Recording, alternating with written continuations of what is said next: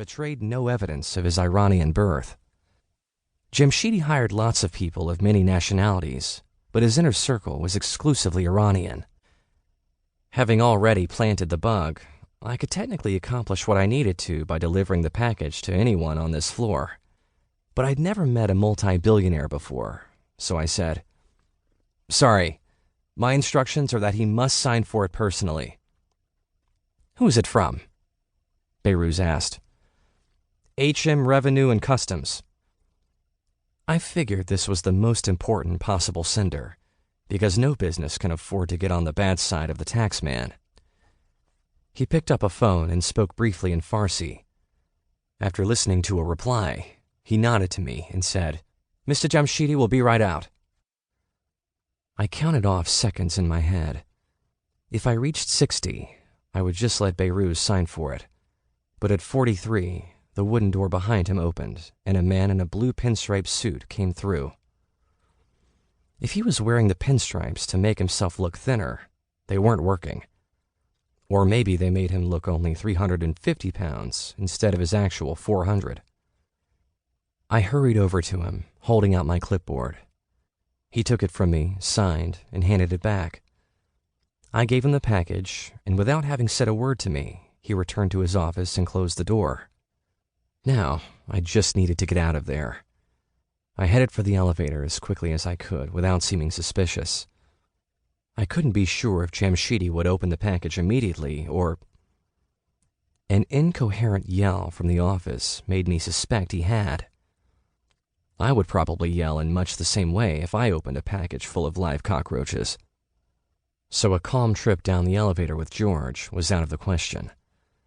I sprinted for the door with the green exit sign over it, next to the elevator, and banged the bar to open it. Descending the stairs 3 steps at a time, I could hear George's footsteps following me, and I couldn't be sure, but it sounded like he was gaining on me. Why'd I have to get stuck with a security guard who was in better shape than I was?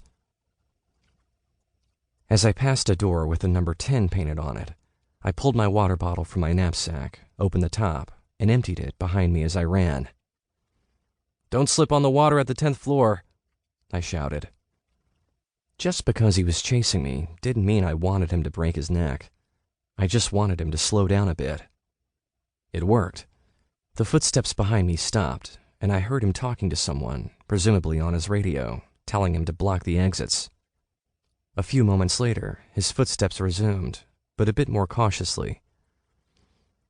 I exited the stairwell at the 7th floor. If the building schematics were right, a large janitorial closet was located to my right. It was there, but locked. I slipped my carbon composite lockpicks out of my waistband and had the door open in less than 10 seconds. But that was long enough for George to come in from the stairwell and spot me. Giving him a friendly wave, I stepped into the closet and closed the door behind me. It locked with a click. It was pitch dark inside, but the schematics had shown a light switch by the door. I fumbled around until I found it. The doorknob rattled, then George yelled, "Come on out of there! You can't escape!" I used my knapsack straps to lash the doorknob to a shelf of cleaning supplies, just in case someone with a key arrived within the next minute. Then I sat on a stepladder, caught my breath, and started counting off the seconds. George stopped pounding and started talking on his radio. "I've got him trapped in the cleaner's closet on 7. A pause. "No, there's no way out of there." Pause again. "He's a quick little guy, but now that he's cornered, I should be able to handle him. You check on the boss. He did something to him." I made a silent objection to being described as a little guy. Granted, George outweighed me, but we were both about 6 feet tall. My count reached 40. "Cockroaches!" George's voice was astonished. After a pause, it grew even more astonished as he said, "What do you mean he doesn't know who brought them?